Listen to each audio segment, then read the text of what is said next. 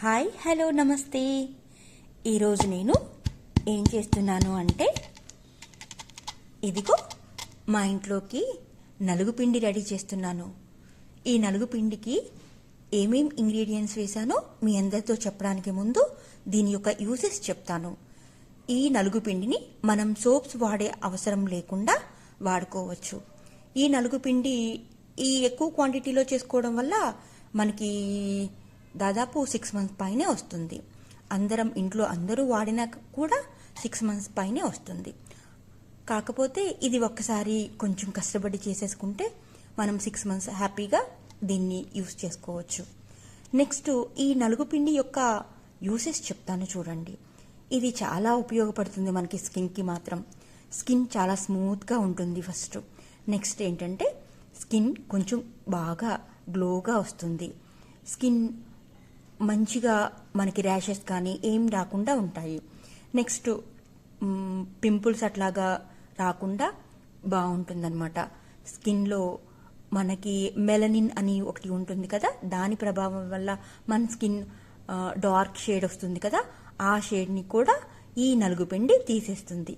దానికోసం ఇన్ని ఉపయోగాలు ఉన్నటువంటి ఈ నలుగు పిండిని మనం ఖచ్చితంగా వాడుకుంటే చాలా మంచిది.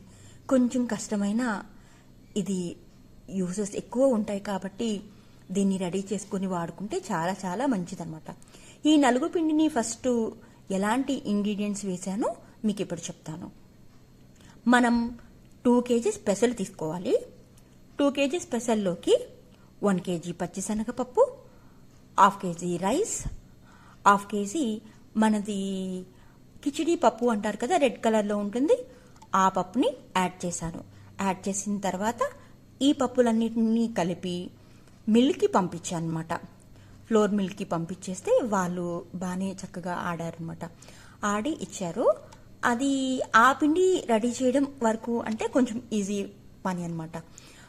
ఆ పిండి రెడీ అయి వచ్చిన తర్వాత దానిలోకి మనం ఈ స్కిన్ గ్లోకి కానీ మంచిగా మృదువుగా అట్లా మన స్కిన్ ఉండడానికి కానీ ట్యాన్ పోవడానికి కానీ ఈ ఉపయోగాలన్నీ మనకి రావాలి అంటే ఆ పప్పులు కేవలం మాత్రమే కుదరదనమాట. దానిలోకి మనం మెయిన్గా చాలా చాలా మెయిన్గా వేయవలసిన ఇంగ్రీడియంట్స్ని ఇప్పుడు నేను మీకు చెప్తాను. అవి ఏంటంటే వనమూలికలు. ఐడియా ఉండే ఉంటుంది మీకు, బట్ చెప్తున్నాను ఒకసారి. ఇవి ఖర్జూరాలు. ఇప్పుడు నేను దంచుతున్నాను చూడండి. ఇవి ఖర్జూరాలు. ఈ దంచింది కాకుండా విడిగా ఇది ఎందుకు పెట్టాను అంటే మీకు ఈ ఖర్జూరం ఐడియా ఉండడం కోసం అనమాట. ఈ ఖర్జూరాల్ని ఖచ్చితంగా వేసుకుంటే చాలా మంచిది. ఈ ఖర్జూరాల్ని వేసి ఇలా దంచుకోవాలి. అంటే మనం బాగా దంచక్కర్లేదు.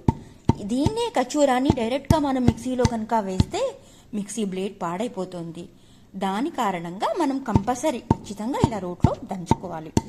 అలా దంచిన తర్వాత ఖర్జూరాలు ఈ ప్లేట్లో ఉన్నాయి చూడండి.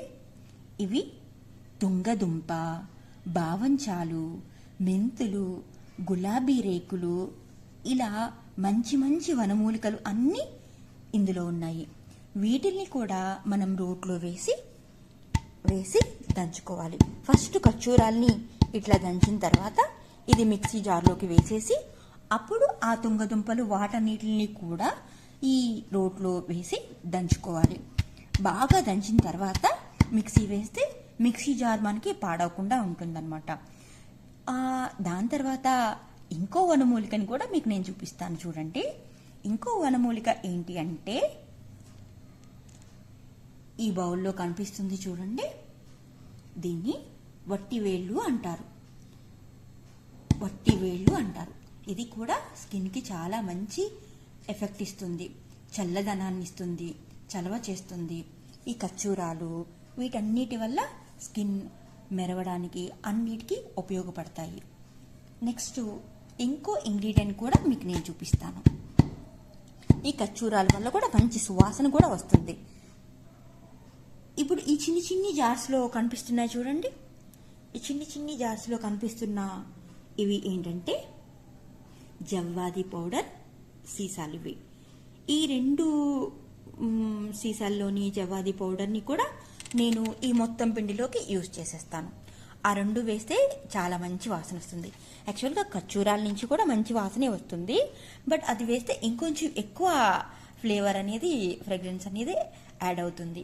అప్పుడు మన స్నానం చేసేటప్పుడు ఈ నలుగు రాసుకునేటప్పుడు చాలా చాలా బాగుంటుంది అన్నమాట.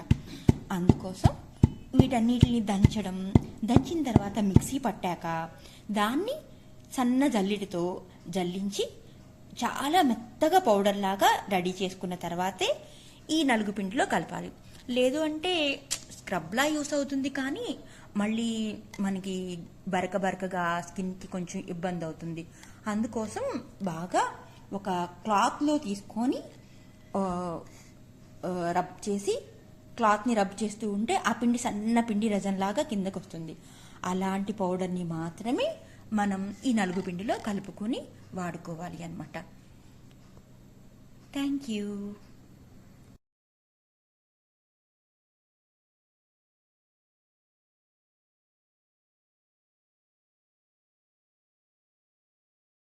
నలుగు పిండి కోసం ఇందాకడ వనమూలికల్ని దంచుకున్నాం కదా, ఆ దంచుకున్నటువంటి వనమూలికలన్నిటినీ మనం ఒకసారి మిక్సీలో వేసి పౌడర్ చేస్తే, ఆ పౌడర్ని కూడా మనం ఇలా క్లాత్లో వేసి చూర్ణంలా రెడీ చేసుకోవాలి.